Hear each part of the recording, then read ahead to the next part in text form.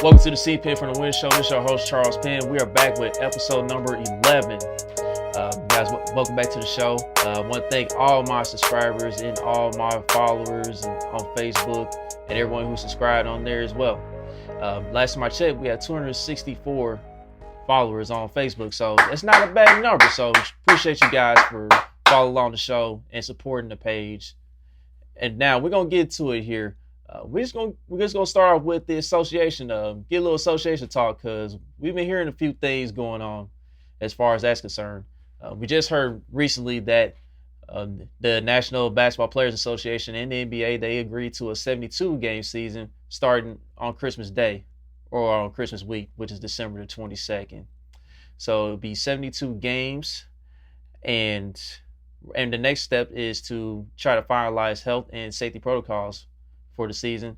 But the thing is that players are going to be taking a little bit of a hit as far as salary is concerned. Heard of escrows being held down for like 17 to 18% of their salary. So I know I've seen something where Steph Curry, he originally just signed a big deal and he's supposed to get paid like 40 million this season or close to that, and he's going to get down to like 22 to 25 million, somewhere in that range. So that's quite a big hit. And of course, guys that are like barely making minimum, the veterans minimum or just over it, they're gonna be taking a bit of a hit as well. So I know one thing. There's a few NBA players, they was trying to have the NBA start time until January, but we kind of know who those guys were as far as that start time goes. But with the NBA, like, there's no way that you're gonna miss out on Christmas money. Like, the NBA, they just lost $1.5 billion in revenue this past season. So Christmas week, that's gonna be like your most viewership basically. So the NBA wasn't gonna lose out on that. And with that being said, like, we just hope the NBA does great numbers the first week and maybe they can get things back on track. But I know as far as the salary cap is concerned, it's expected to be $109 million for next season. So we're gonna see how teams work around that. I know right now they're trying to finalize a date for the NBA draft and free agency. They're still trying to work the kinks out because I know the NBA draft, they're supposed to be slated for next week, but they still haven't finalized everything. And with free agency coming up, we're still trying to get a finalized date on that. So the NBA is working right around the clock, and hopefully we'll get some finalized by the weekend. So of course we're gonna keep tabs on that, and we'll see what happens with that. Now, with more NBA news, I just heard, another possible trade rumor going on with the New York Knicks. I know a lot of people been talking about the Knicks with trade rumors the past few years, and as far as whether it's getting free agents or trading for somebody. But of course, the Knicks, they bad luck. They still having bad luck with that and everything. But for what I heard that Devin Booker could be in play. Devin Booker might become a New York Knick. And the latest trade rumor I'm hearing is that the Knicks could possibly trade their 7th or 8th overall pick, and they might include R.J. Barrett for Devin Booker. Now, is that all the details? No, that's probably not all the details, but that's just what I've been hearing in regards to the rumor. Now, with Devin Booker, I don't know if you guys remember, he used to sign. I think he's still with CAA Sports, his agency or whatever. But you guys know who was a part of CAA, Leon Rose and Worldwide West, and they're part of the Knicks front office now. So you got that connection right there. And then people remember, like, Worldwide West, he was working under John Calipari at the University of Kentucky. So you got that pipeline there too. So like, when you basically connect all the dots together, Leon Rose used to be Devin Booker's agent before taking the Knicks job, and Worldwide West used to be a part of CAA as well. When you connect all them dots together, it's more than likely. We can see how that scenario is going to happen, more than likely. Now, here's another thing in regards to the Devin Booker trade rumors and stuff. Devin Booker, he has said all this time that he has wanted to be wanted to get traded and be away from Phoenix. This is despite Phoenix going 8-0 in the bubble and the restart and everything. So I think Devin Booker, he just wants a fresh start, and he wants to, I don't know if the Knicks gonna be a better situation or whatever. But it's a new regime, the Knicks, and I think from what I'm seeing, it's looking like so far James Dolan is falling back as far as letting his front office guys make the moves and everything. Let them try to turn the franchise around. Now, here's another thing. Here's another rumor I've been hearing with the New York Knicks. I don't know if anybody remembers this either. This goes back to the draft, say about 2 years ago. Just like with Steph Curry, they thought they had Steph Curry in the bag. They brought him in for a workout, and Steph Curry was looking for houses in New York, just for Golden State to go ahead and take Steph Curry a pick ahead of the Knicks. Now, this was a similar situation with Trae Young. Now, Trae Young, he was working out with the Knicks, and he was looking at places out in New York because it was looking like Trae Young was going to be a New York Knick. But, everybody knows that Dallas and Atlanta, they decided to make a deal, and, Luka Doncic is going to Dallas, and Trae ended up in ATL. The thing I've been hearing with Trae Young is that Trae Young, he's been a little frustrated with losing.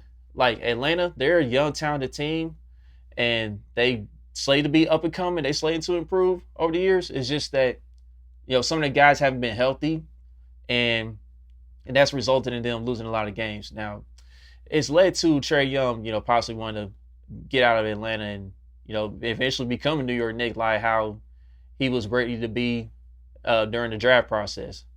So, like at the time when Trae Young was working out for the Knicks, of course, he had got through his workout with the Knicks and everything, and it looked like it was going to be a go. But, the Knicks, once again, they've been having bad luck with the draft, But, but it looks like under Leon Rose and Worldwide West, some luck could be changing here. So, if everything goes according to plan, you might look at a Devin Booker and Trae Young backcourt in the future. But, with all transactions and trade rumors and all that, things could change. And believe it or not, but with this latest Devin Booker trade, they looking to try to get this done before the draft. That's all I know. So, whenever the draft is, and you guys are watching the draft, just look out for the New York Knicks. We could be in for a big surprise or a big shot or a big move during the draft. So keep an eye on that. All right, I'm going to go ahead and touch a little college football here real quick. We have another conference joining in on the party this weekend. Pac-12 football is back. And we got a few top 25 games here. To me, it's looking like one of the top two games of the week. Looking at Arizona State and USC, you got two top quarterbacks here. You got Jaden Daniels from Arizona State and then Kevon Slovis from USC. So it's going to be a bit of a showdown in that game, and it should be high scoring and down to the wire. And, I think USC going to pull it out barely. And then you got your other big-time game. You got Stanford and Oregon. That's the nighttime game.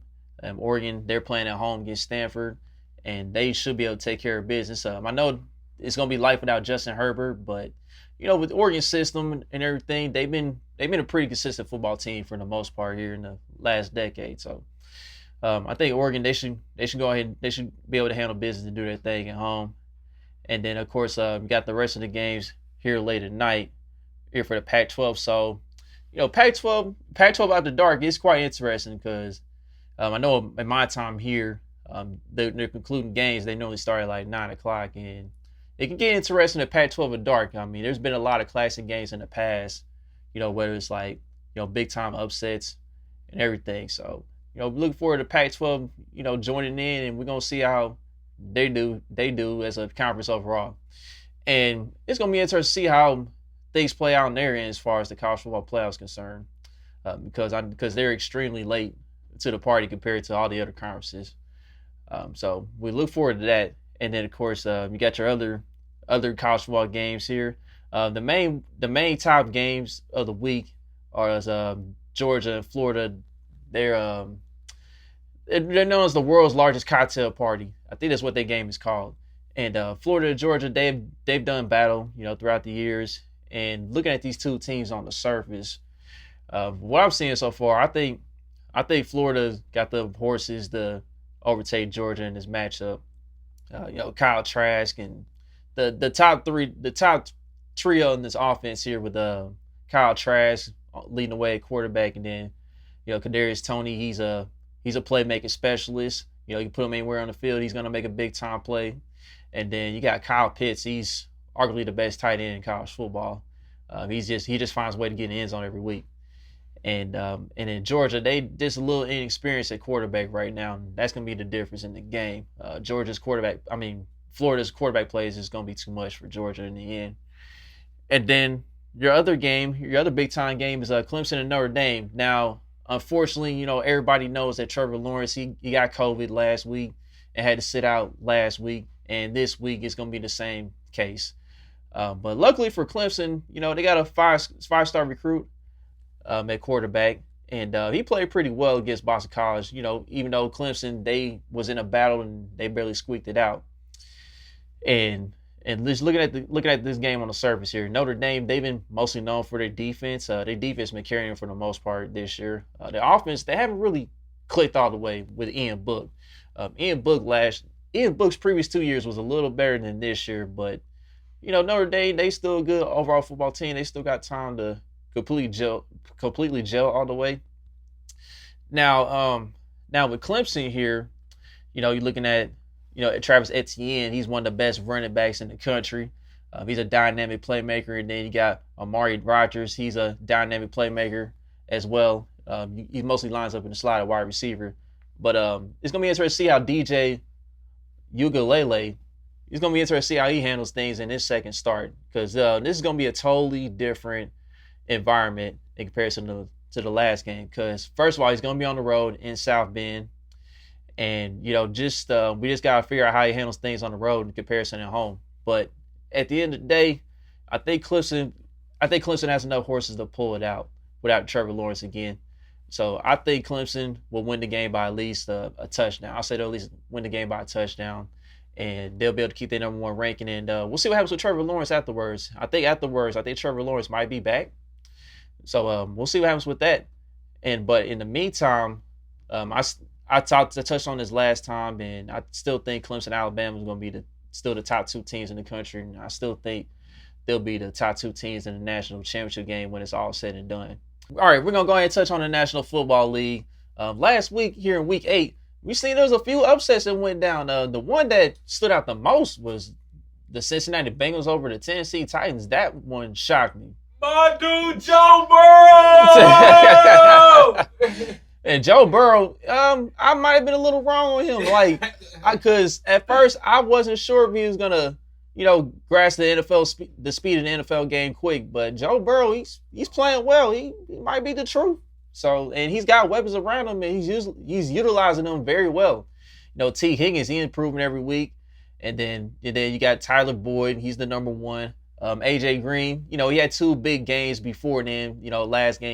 This previous game, he didn't do much. But, at the end of the day, Joe Burrow, he's doing his thing. And then on top of that, they didn't have Joe Mixon. I think Joe Mixon been out for the last 2 games, if I'm not mistaken. So, and the thing is, what's crazy about this upset is the Cincinnati Bengals, they was missing 3 starting offensive linemen, and they still was able to push Tennessee around, which is very shocking. Now, Tennessee, they've been a good team all year, but we seen their defense just play all right. They haven't really been dominant, and they clearly got pushed around, for the majority of this game. Tennessee, they never actually had the lead. Cincinnati, they was wire to wire the entire way. So that's a big win for Cincinnati, and and hopefully in the future, you get a few more pieces around Joe Burrow, and they can get back in the playoffs, and we'll see how they do then. But in the meantime, Joe Burrow, he's been playing pretty good football. I know early in the season, I still think, at times I still think he throw the ball too much. But, with that being said, no matter what the situation has been, Burrow's been keeping the Bengals in games. They've mainly been competitive. The previous game against the Colts, they think they was up 24-0 on the Colts, and then somebody let the lead get away. But we seen that the Bengals, they're competing. They're out there competing. They're out there fighting. They're not making it easy. So, in the future, Cincinnati, they could get back. They get back to being a playoff team, and we'll see how far Joe Burrow can carry them then. Another upset I want to talk about is the Miami Dolphins over the Rams. That's another big shocker right there. I didn't see this one coming at all. Now, we know that people have been talking about how West Coast teams, they travel to the East Coast, and it's kind of rough on them. I know Seattle, they travel to Miami, and they're in the same division as the Rams. They traveled to Miami, and they kind of struggled a bit, but they pulled it out.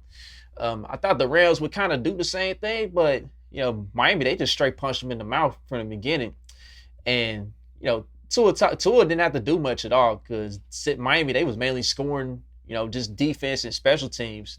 They pretty much carried Tua, and Tua didn't have to do much of anything. Now, what I've seen for Tua is that Tua, he's only been looking one side of the field so far, and you just gotta wonder, like, if Tua goes against, let's say Arizona. Arizona, they're a pretty good football team. You just gotta wonder, man, like if Arizona's gonna take advantage of Tua only looking to one side of the field, because Tua, he's not going through his regressions well so far, and eventually NFL teams gonna take advantage of that. So hopefully Tua can improve and start taking his game to another level moving forward. Now, I understand it is just one game. It may take him a little bit more time to get adjusted to the NFL game, but that's just what I've seen from him so far in that matchup. Now the Rams, they're a good team, but you just gotta wonder, like, at times they will look impressive against, like, tough top competition, but there's other times they look a little off. Like, they kind of like a box of chocolates to me. You just never know what you're going to get with the Rams. So the Rams, they could be a playoff team, but I don't see them making much noise. So I think the Rams, they could still win about 10 games, but they're not going to make much noise in my opinion. And another upset I want to touch on here is the Green Bay Packers. The Green Bay Packers got upset by the Minnesota Vikings.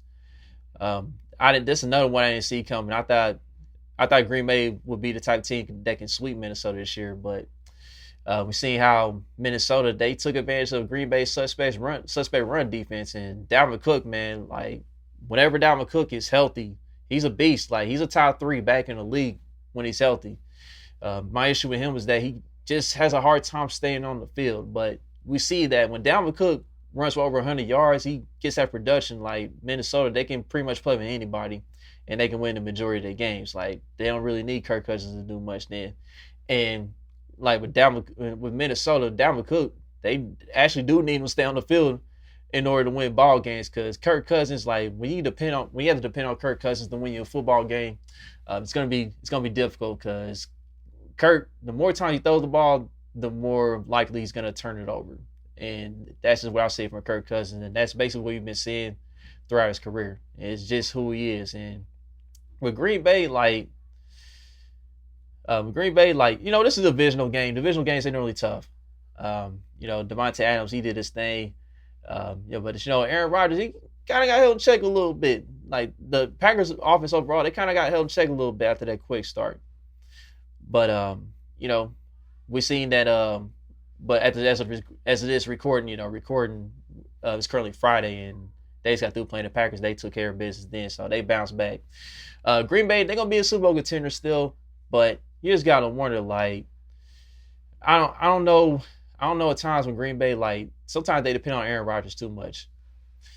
But I know one thing, they definitely need Allen Lazard back, and I think Allen Lazard is gonna make it a little bit more easier for Aaron Rodgers, and with his production.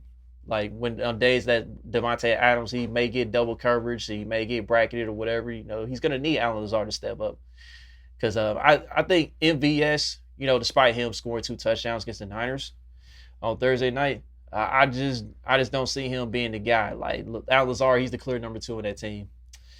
And we also seen that the Packers, they tried to trade for Will Fuller before the trade deadline, and the two sides couldn't come to agreement as far as, like, value. So that's why Will Fuller ended up not being in the Packer uniform. But Green Bay, they'll be all right. They still got a decent defense. You still got the Smiths on the end, and you still got Jair Alexander shutting it down and everything. So, we'll see what happens with Green Bay moving forward. They can still get the number 1 seed out in the NFC overall and get that bye. Now, I just want to touch on one more thing real quick. I'm gonna touch on the game of the week from last week. Steelers and the Ravens. The Steelers, they was able to pull it out, 28-24. But the thing that stood out to me is that the Baltimore Ravens, they was able to run all over the Pittsburgh Steelers. But unfortunately for them, like, they just beat themselves. Like, they had no business losing this game. Like, when you as a team, when you rush for like over 250 yards, you gotta win that game. Like you have no business losing that game.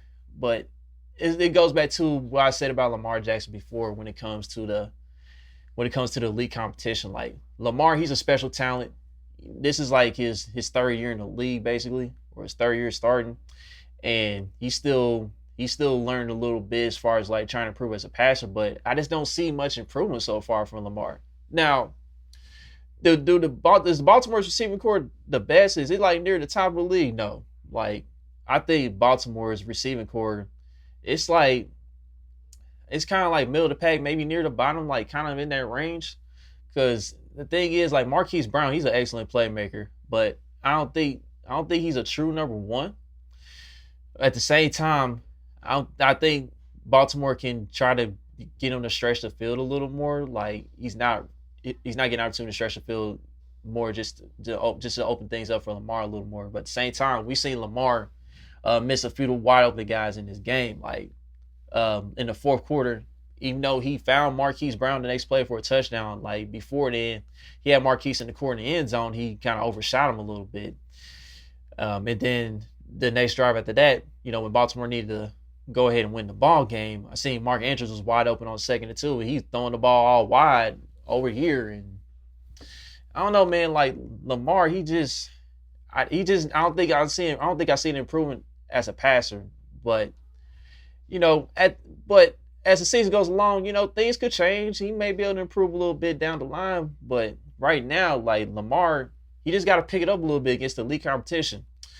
Now his win-loss record, says it all. He's a winner. He's currently 21-5 as a starter in the league, and he has a long way to go. Like I said, he's young. He's still progressing a little bit, even though he's one of the top superstars in the league. But I know in his next game here against the Colts, which is my game of the week personally, and the reason why I say that's the game of the week is that we just got to see how Lamar bounces back. And the Indianapolis Colts, they got a pretty solid defense. And they just got Darius Leonard back, who's one of the best linebackers in the league. So Darius Leonard's going to keep an eye on Lamar Jackson, as far as like spying and like trying to slow down the run a little bit. So it's going to be an interesting chess match. And this is going to be another test for Lamar Jackson just to see if he can bounce back and maybe have a bigger game on the road in Indianapolis. So that's going to be the matchup right there. Lamar Jackson going against that Colts defense. And we're going to see if Lamar's going to be able to outsmart the Colts. And I think he'll do enough to bounce back and get the Raiders back on track. I know Baltimore after the game, a few players was frustrated. Like Marquise Brown was frustrated. He was saying like, "What's the point of having soldiers if you're not going to use them?"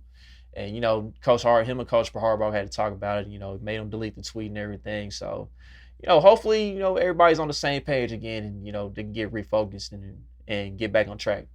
So that's my game of the week for week 9, and we'll look forward to that. And I just want to touch on, the rest of the games here.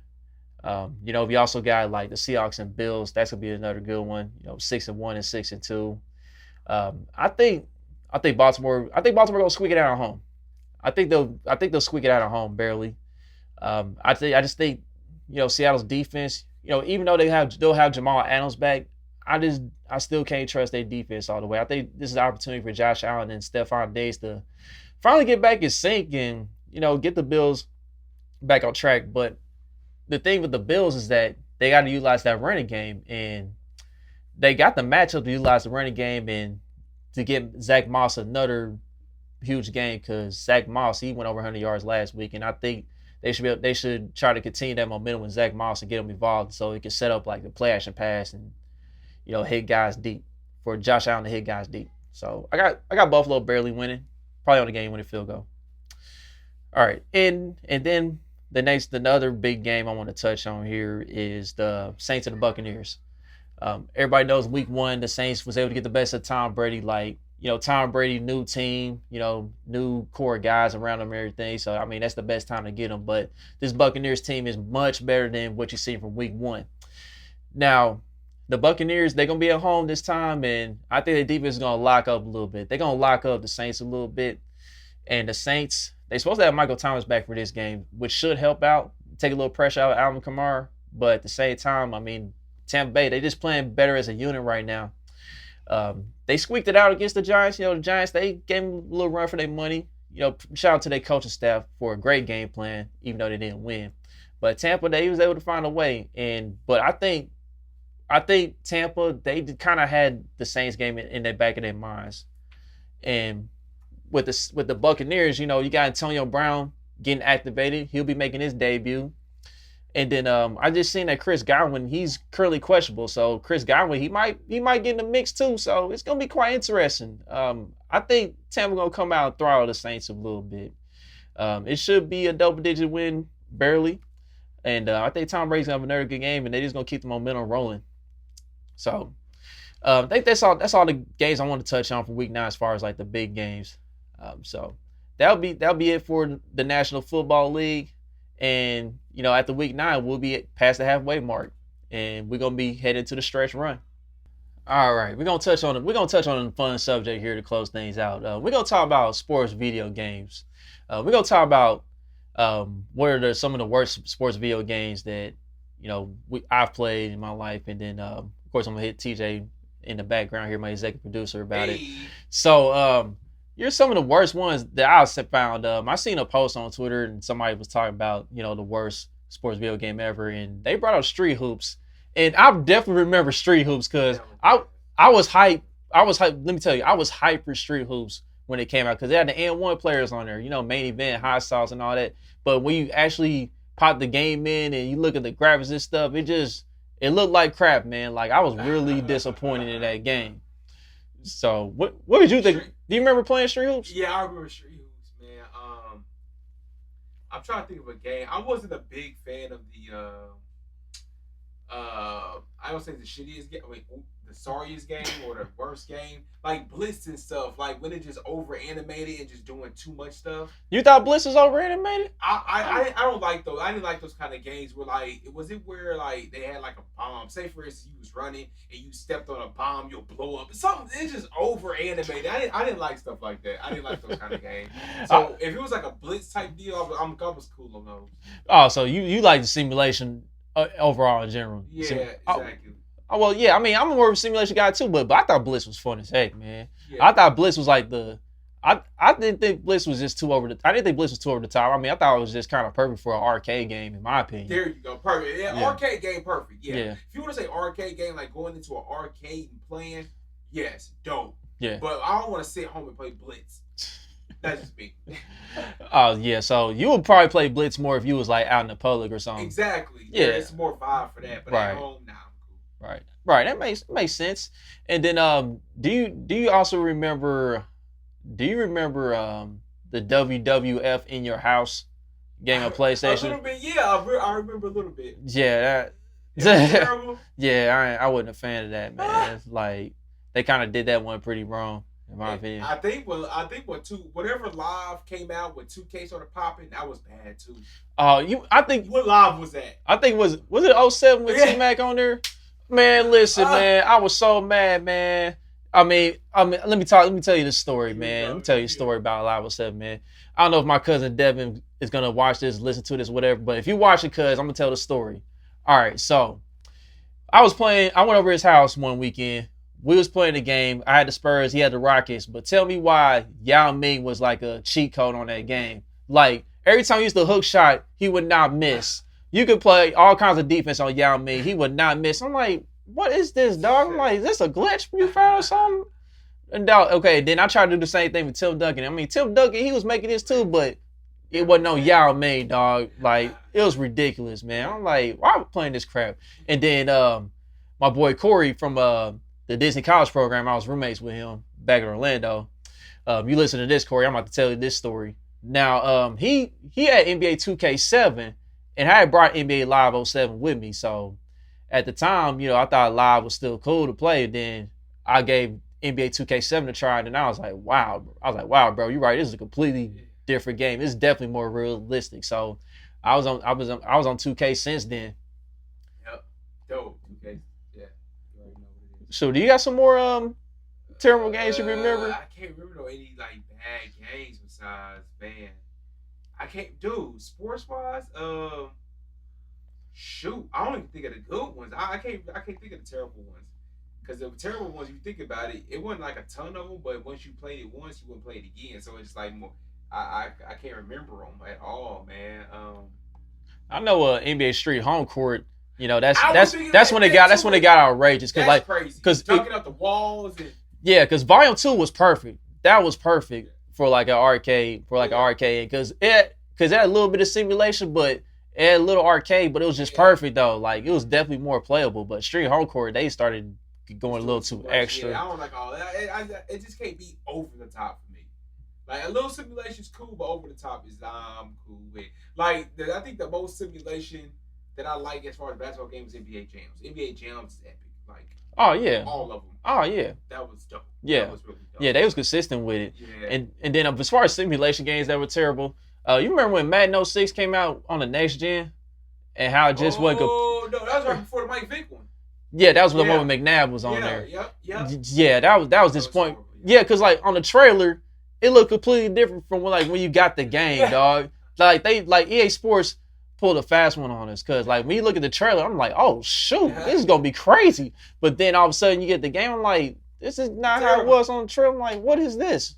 Yeah, you gotta throw them under the comments, man. When you post it, throw some of those under the comments, like the trailers and stuff. When you post it, yeah, man, exactly. And then another game like I completely forgot was NBA Tonight on Dreamcast. The Lonzo Mourning on the cover. That's nasty. That's disgusting. Yuck. Yeah, that was terrible. I mean, I got the concept was cool, but other than that,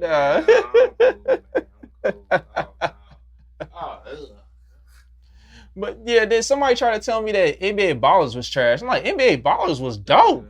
That was dope, man. Like Stephon Marbury on the cover. Matter of fact, I still own that game, man. Yeah, it's crazy. So if you guys want to comment, after the show and let me know, what are some of your worst sports video games that you played in your lifetime, and then that's how we're gonna close out the show today. So put in the comment section which sports video game you thought was the worst that you ever played. All right, and that's going to conclude episode 10 of CPENN for the Win show. This is your host, Charles Penn. I want to thank everybody for tuning in. And if you're new here, don't forget to click the like button, subscribe, comment, share on all your social media platforms. And until episode 11, we're out. Wait. Oh. You can't have all those Chiefs in your own and not say who's going to win this season. Oh, okay. You at least got to drop them. You at least got to drop the score. Okay. What's going to happen real quick. Okay. Okay. Hot take. Let's get it. Let's get it. All right. Yeah, you're right, man. I can't forget about the Chiefs, man. Okay, so we got the Carolina Panthers here. Christian McCaffrey's coming back. I think the Chiefs, it's going to be a tight game, man, because Carolina, they've been playing us tough for the most part in this matchup. So I think the Chiefs win by 10. You know what I mean? I'll say like 30-20. I'm going to go with that. 30-20. And I think Clyde Edwards-Helaire is going to have a big game. The running game it's going to be like how we play Buffalo. Clyde Edwards-Helaire is going to have another big game. So that's my prediction for the Chiefs. All right. We out.